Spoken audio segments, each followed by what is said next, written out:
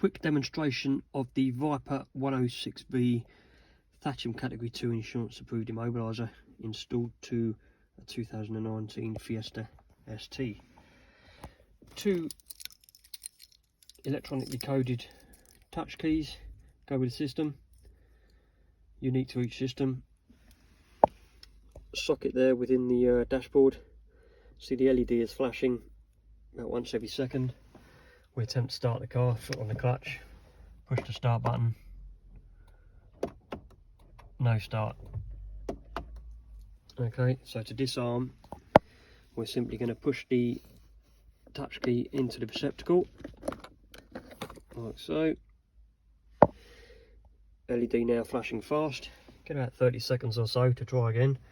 There we go. Engine starts and runs. LED's gone out.